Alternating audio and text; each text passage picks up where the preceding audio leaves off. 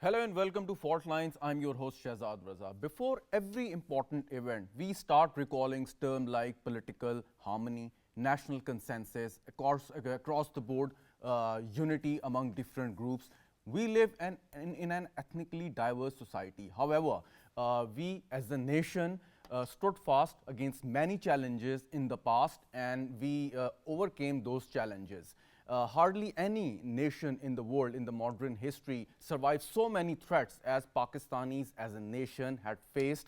You call it terrorism, sectarianism, economic threats, conspiracies by the rivals living in our backyard, and there are so many other challenges. But every challenge gives us a hope and opportunity. The only thing that how can we capitalize on our strength and turn that challenge into a very important opportunity. I mean, this is the key question I'm going to ask today. And today with us, we have AVM Ijaz Malik, we have Brigadier Rashid Wali Janjua, and General Zahid Mahmood. Thank you so much to all of you for joining my show. AVM Saab, starting with you.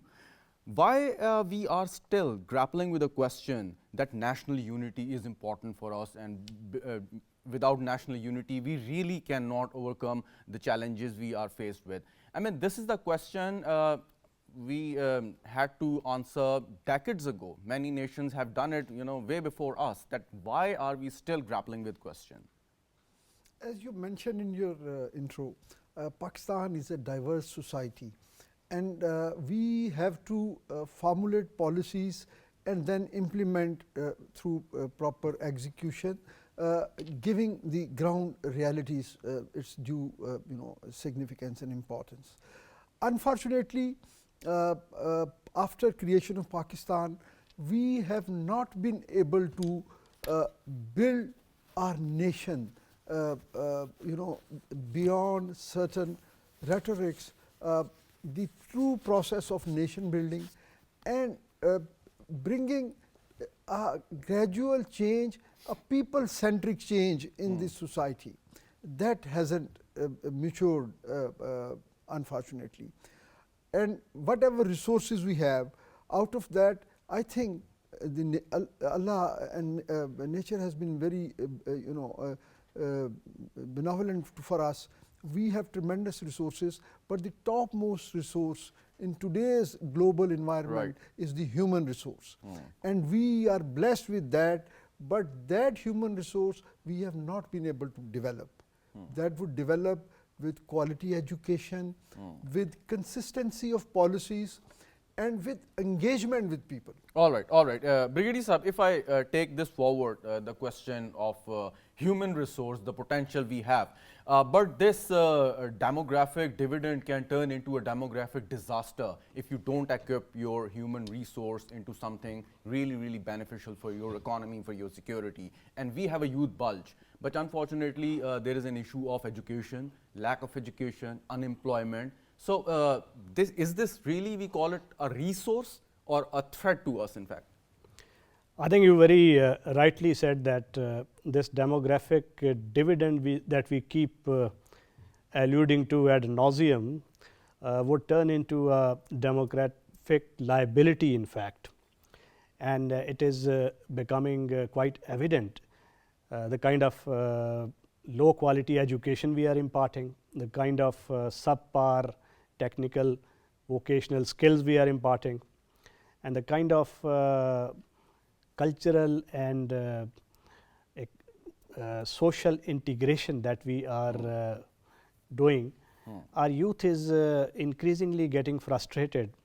65% of our population is below 30, and they are increasingly keen for more jobs, and they are now aware because of social media. They see the world, they get better connected, their expectation threshold has risen. So when they see the situation here, the jobs are not available. First thing is that adequate jobs are not available. Then if those are available, those are not being given on merit. Thirdly, our investment in education and youth resource skill provision is abysmally low. I mean, we have invested a lot over the period of time. There are, a number of government-owned or the government-run university, colleges, schools, and we have a very good infrastructure of primary and secondary and high schools. And there are countless private education institutions imparting every level of education. I mean, you name it, in every street and small corner there is an institute, vocational training institute. But as far as the quality is concerned, there is a lot to be desired. So why is that? It is because of our less investment. You consider the global average on education and see your own spending is less than I think 1.6% education, and the WHO says that you should spend 6% on health. Ours is much lower than that. So Right. unless you invest in these sectors, you cannot have a high quality human resource. But if you don't have a capacity to separate the required funds for these important areas, then there must be another smart way to deal with it. The best way is to make the right allocations in those sectors and Right. ensure that your very best are sent into academia. Your best resources are spent on vocational and technical training, and you must identify the critical emerging technologies, AI, quantum computing, and semiconductor chips, software. So those are the things that are moving the world, and we should leverage a very large youth bulge, and we must invest them with the Very right right. skills. Their skills are unfortunately not employable skills. Our universities, academia, and industry, they are not properly integrated so as to equip your students with the right employable skills. So unless that happens, All whether right, all nationally or internationally, we'll remain laggard. Very right.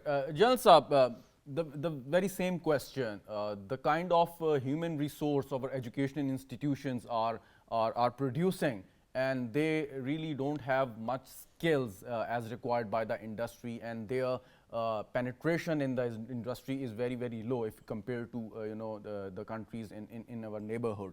We have two examples. The two neighboring countries, they invested a lot, and almost for the 2 decades they implemented the policy. And this thing, the unemployment, the youth bulge, and lack of education or the required skill can become a very serious security challenge in the longer run. What do you say that? Shazad, thank you very much for the invite. It is always a pleasure and honor for me to be amongst such a lead panel. AVM Ijaz has always been very kind, and Brigadier Wali is my instructor, and it's challenging for me to sit with him as well. But anyhow, thank you very much for the invite. Look, you're talking about the future security challenge because of this unemployment. It is already affecting Pakistan's national security. Whatever is happening in Balochistan or Khyber Pakhtunkhwa, especially the kind of education and unfortunately the development which couldn't take place in Balochistan and far-flung areas of Balochistan, and then in KPK, that has provided the worst breeding grounds. And this has been providing, unfortunately, men and material to these disruptive movements which are Right. already taking place, even towards insurgency. That's why, since Musharraf time in Balochistan, we have seen that there has been a sea change, especially once we talk about the Balochistan. If you remember, once we got the freedom in 1947, I mean, there were around 114 schools. And Alhamdulillah, today there are more than 15,000 schools. There are 5 medical colleges, 12 universities, and more than 145 colleges. So at the beginning in 1947, the percentage was around hovering around 5%, the education levels, And today, Alhamdulillah, it is around 55%. So a lot of stuff has been done, but the kind of environment which is there, that is No, that is providing fine. But breeding the ground. question is, since we are talking about education as the question of national security, we have done the expansion, although we have to do a lot more. But what about excellence? The institutions, the number of institutions, of course, they have increased, but question is the kind of education and the environment which we are giving to our students, is it good enough? I don't think so. I mean, sometimes the plans are very good. We have increased the number of schools also, technical education schools also. Like I can give you example in my town, I reside in one of the town of district Atak. There is a technical vocational college, but there are no classes for, I mean, more than a decade now. Only maybe 1 or 2 classes are undertaken. So there's no implementation of the plans, whatever we plan.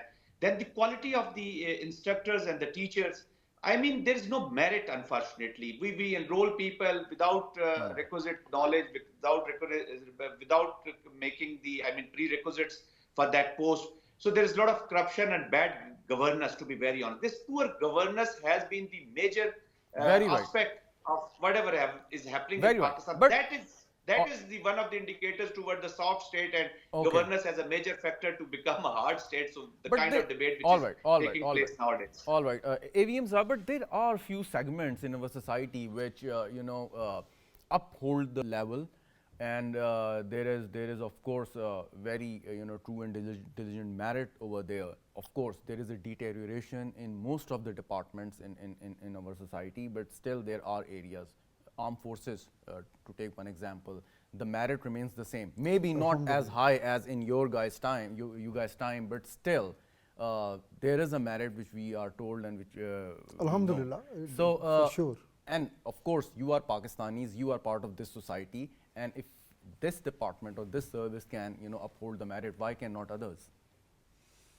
It's it depends on the dedication and involvement of the top leadership. Whichever organization or department or institution, I mean, in civil also we have examples. For example, we were talking about health sector. We have example of Dr. Adib Rizvi. I must name him. Running as SUET in Sindh. True. That's a world-class institution. In the environment which is a century-old, infrastructure of civil hospital in the same area. Then they have and so many other institutions there which are being managed by our own professionals with dedication. It's not that we do not have right kind of people.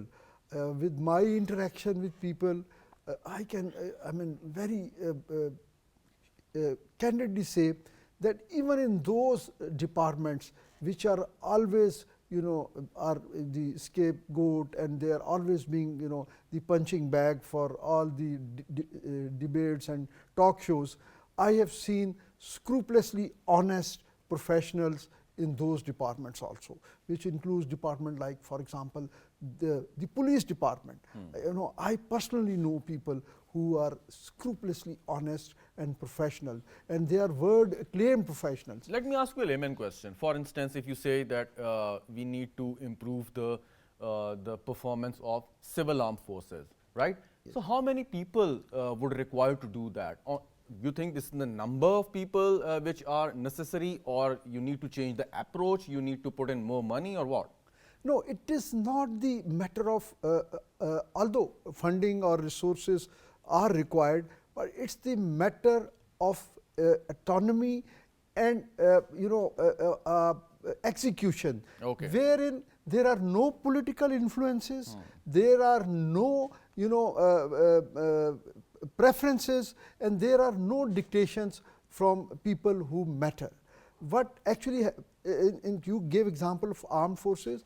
In armed forces, the top leadership is there, they provide the guidance, but at the execution operational level or at the tactical level, the leadership, they are very clear about their targets. They are enabled by their seniors to perform, and then they have definite KPIs, and their time barred projects, they are being monitored with a very robust accountability. Exactly, exactly. Brigadier Saab, we have seen the example when the young cadets from a very poor economic background, they reached the top slot and the highest slot in the armed forces. And was that because there was no kind of preference, favoritism, or nepotism in the armed forces? That is the reason. And if this merit thing is applied to other departments, so we will have some excellent results like we have in the armed forces. You see, there is a matrix of merit, discipline and organization, MDO. If you operate within this trinity, you will ensure that you can achieve any level of excellence.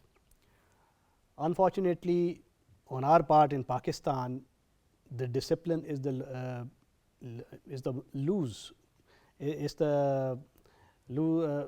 loosest kink in the chink in the armor.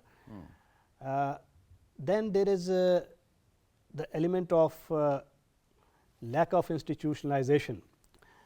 Ace Moglu and co-writers, they came up with a book, and the findings were that in high trust societies, he compared West with the East and the developing countries. The high trust societies are those in which the sanctity of the contract is celebrated, and in low trust societies it is denigrated. And institution building and the institutionalization lies at the heart of the progress of high trust societies. The societies which have progressed, they have given preference to institutions at the cost of individual interests. Unfortunately, in Pakistan, our political economy has privileged rent seeking behavior. It has disincentivized the building of institutions.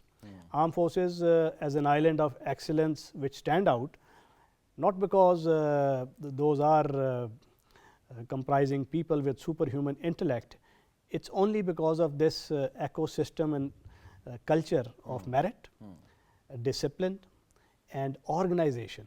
If you have merit, if you create a disciplined setup, but you don't give an organization and you do things in a desultory manner, nobody would progress.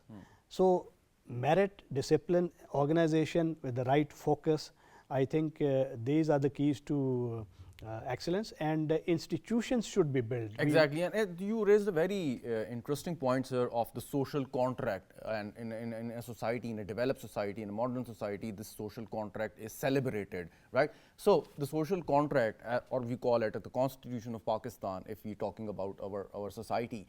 So there is a principle that the Constitution should be abide by, and every institution should work within the limits, its limits as enshrined in the Constitution of Pakistan. But on any institution, there are a lot of concerns and apprehensions, and in the past accusations that the limits were crossed. So you think that that was one of the reasons why we accuse each other instead of doing our job as told us by the Constitution and the founding fathers? Founding fathers' will is enshrined in 11th of August 1947 speech. You are free to go to your churches, you are free to go to your mosques, whatever caste, creed or religion you may come from, it has got nothing to do with the business of the state. In times to come, everybody would be equal. So the equitable and merit oriented development, so those were the lineaments of the social contract that the founding father envisioned. And then our constitution, we come a long way. 1973 constitution is a reflection of our national will. And you see, article 5 is one article which very clearly demands unconditional loyalty from all citizens regardless of their reasons. But we see that people, they have their own interpretations of their own grievances, and we speak of the grievance narrative nowadays in insurgency and terrorism hit regions, but we never talk of the fundamental articles of the constitution which demands this loyalty, which forbids the creation of militias, taking up arms against the state, and this inclusive and pluralistic ethos could only be fostered in a society which believes connected and which understands that they have the stakes in the governance. What has been amiss in our constitutional journey is the severance of society's stakes with the governance. Our governance is not delivering the public goods, and not assuaging the grievances in the manner it should. But we have a mechanism of accountability of whoever is governing after every 5 years through the general elections, and the people are given the choice to choose their own elected representative. If they are not satisfied with the performance of the current government, they easily can vote for another. I mean, they have the choice.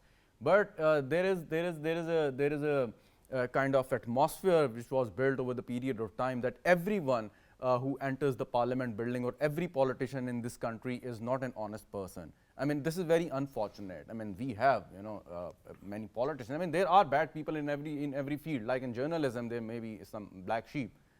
So why this consensus sort of or the attempt to make the consensus that anyone who is a politician is not a good person? You see, Dr. Ishrat came up with a book, Economy of an Elitist State, and we should be very, very clear that democratic continuity will not deliver the public goods till the time that becomes inclusive, which connects with the governed, and unless there are reforms which ensure that there is democratic accountability and which puts the guardrails on the propensity of the ruling political elite to line their own pockets and feather their own nests, and which results in corruption, frustration of the masses, because Right. the fruits of that democratic governance are not being delivered at the grassroots Right, level. So right. that is why the frustration builds up. All right, all right. General Saab, would you like to say something on this? Of course, Shahzad, look, there is a difference between democracy and the kleptocracy. Unfortunately, there are a number of people. You're saying you have already spoken about the black sheep, so they bring a lot of bad name to whatever about, especially once we talk about the politicians in Pakistan, and they are easy, But again, I would say that the performance and accountability. So once you come to the power, you want to enjoy that power, but you don't want to execute the responsibilities which are attached with that, power structure. Now look at whatever is happening in our two provinces, in Khyber Pakhtunkhwa and Balochistan. I'm relating it to the performance and especially aspects related to the security, which is the most critical and most important aspect of our life today, Right. especially the challenge which Pakistan is facing. Now, most of these security challenges have, they have come up because of the bad and poor governance. Look at Kuram.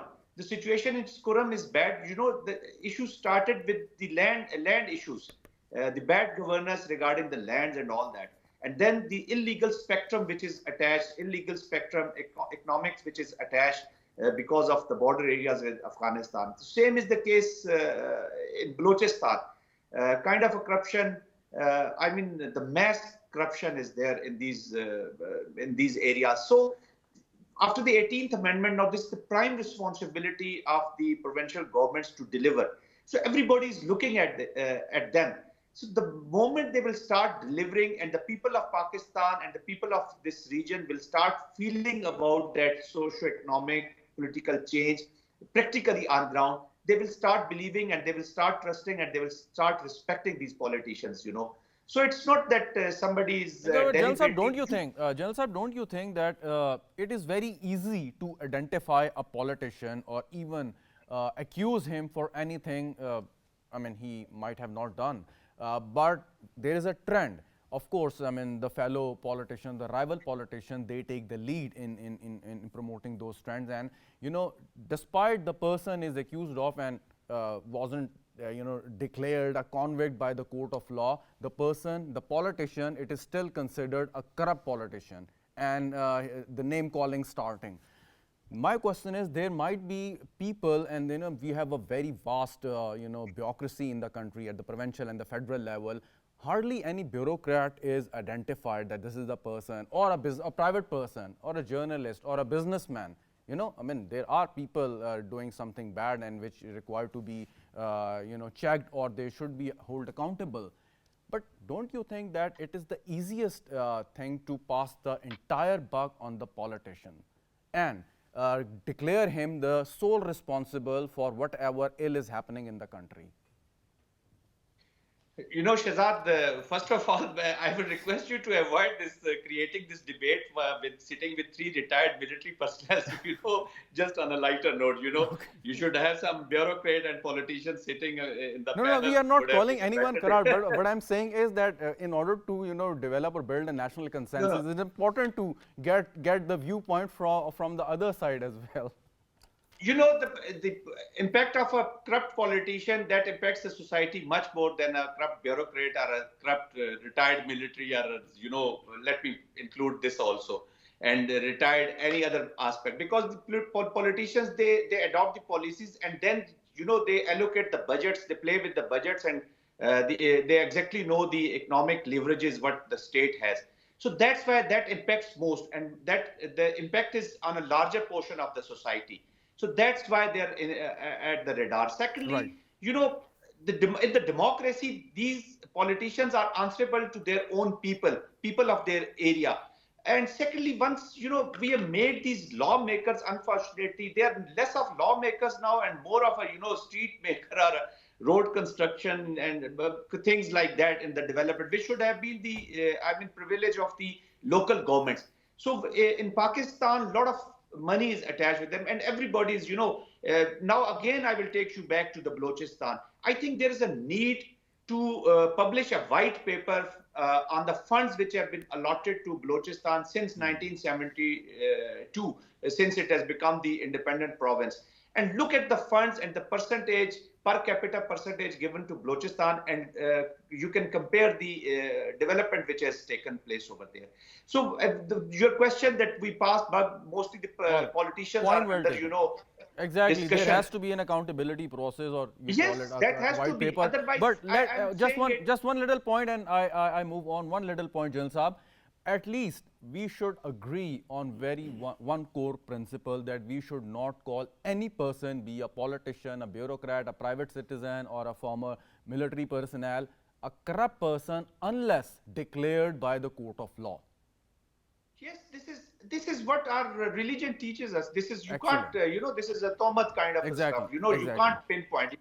So Exactly. religiously, we are not allowed to do this. But All right. unfortunately, our morality, even, I would like to tell everyone, I will not speak about myself. I will not be answerable to whatever I am doing, but I will comment on this. Has become a norm of, unfortunately, a bad norm in the society. Point taken, So sir. this is Point kind of taken. a, Moving on. Sorry to cut you. Moving on. AVM Saab, talking about Balochistan, we've seen, some problems in Balochistan in the recent month. There was a major terror attack on a train, and then there like sporadic incident, and then there is another fanning of those separatist movement. All of a sudden, those characters, they popped up somewhere. The question is, if those people are working in the hands of the enemies of Pakistan, or they are conspiring to destabilize or destroy the Pakistani society.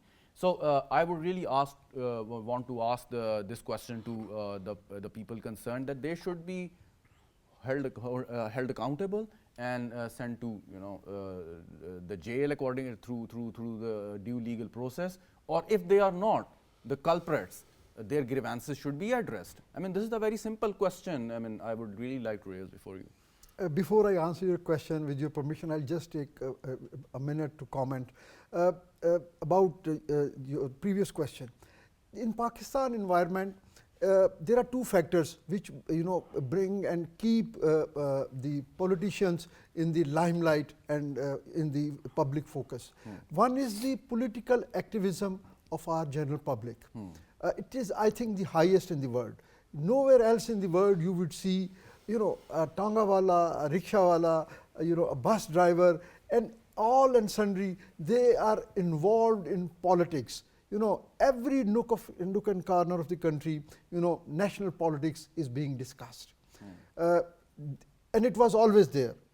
Previously, in our younger days, we saw it in the print media, and we saw it, in the chopal of a village, or at the barber shop, which were the hub of the, area, social interaction. Is it our strength or weakness? No, I am referring to the reason why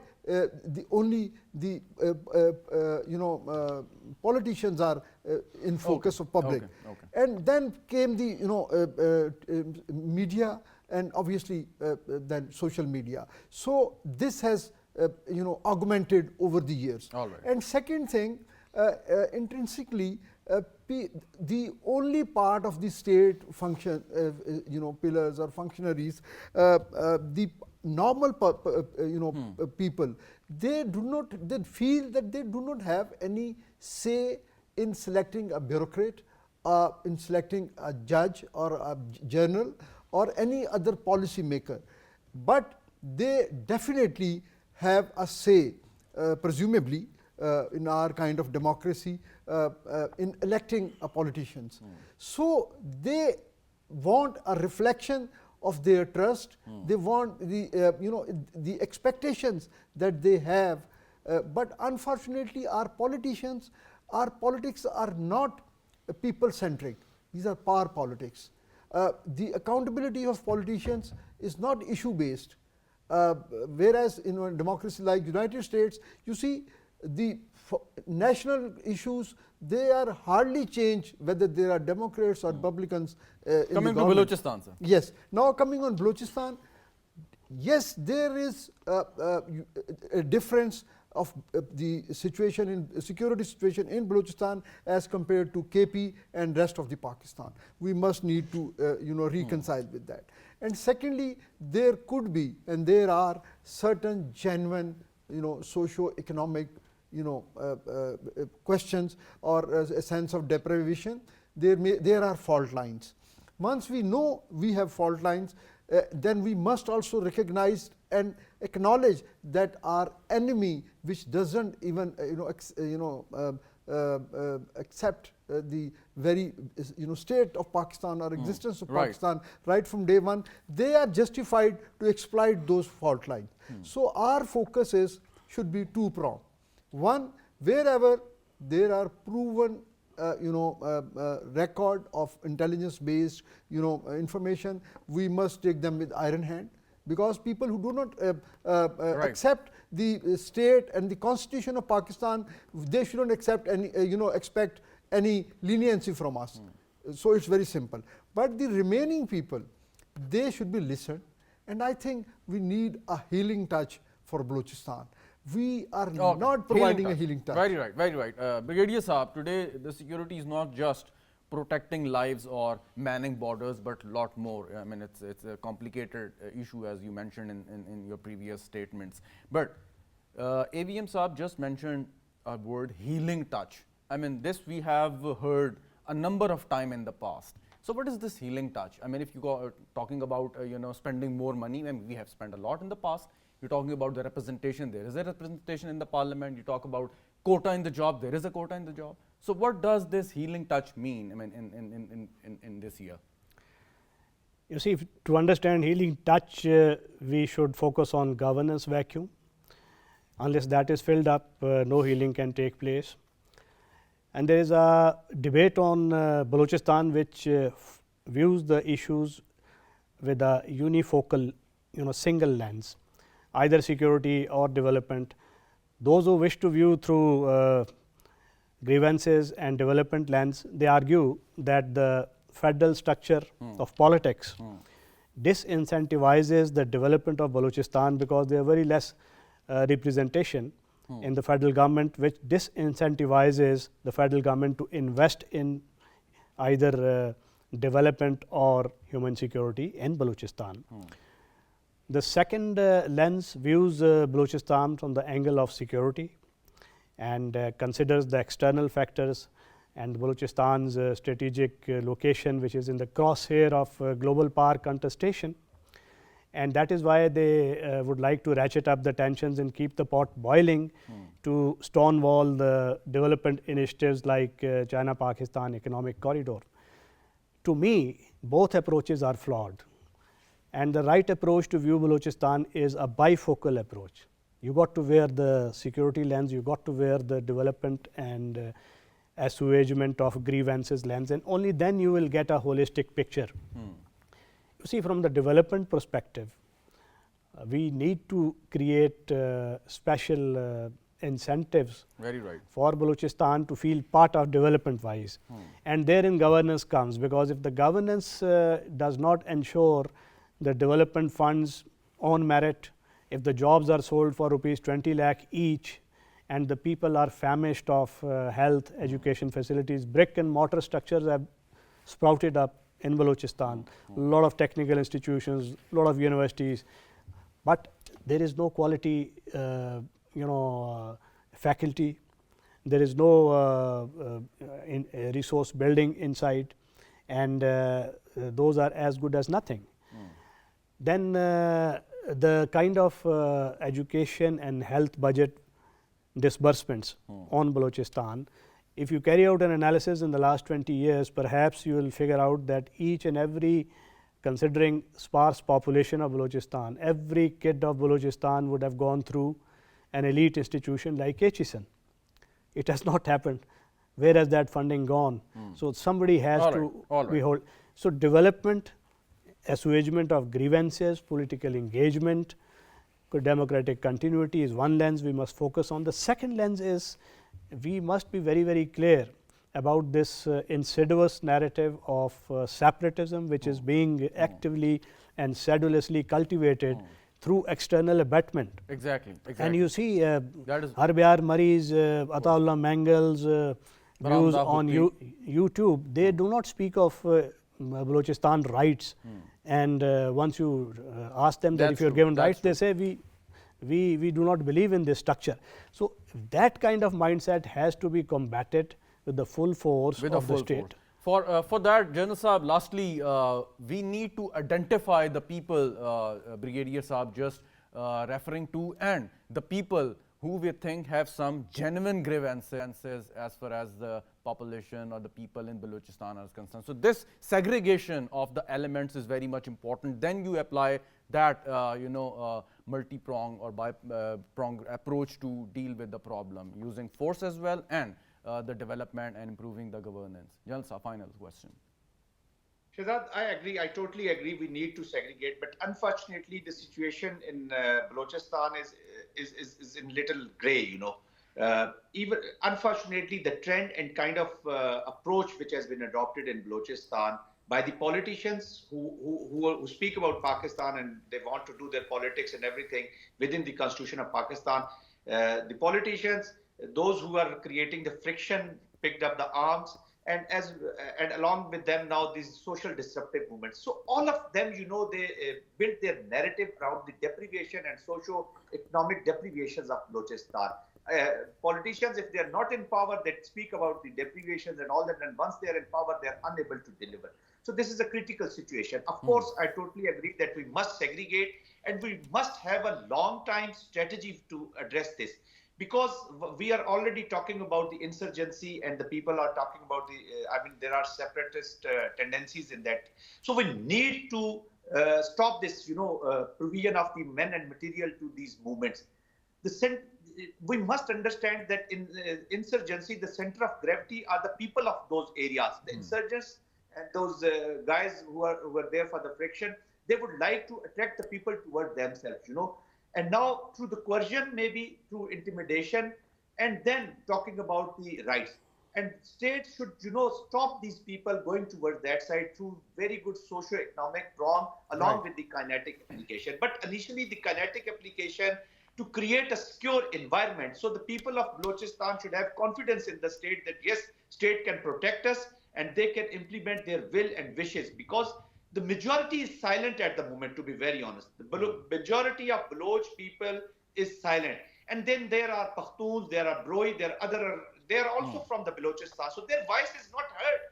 Their things are not heard, So we need to identify, so we need to have a long-term strategy along with short and of course mid-term objectives. And only then, we would must be able to implement. apply the healing touch the Brigadier Saab and AVM Saab were referring to. Thank you so much, General Zahid Mahmood. Thank you so much, AVM Ijaz Malik. Thank you so much, Brigadier Rashid Janjua, for your participation in the show. And thank you very much, viewers, for the program.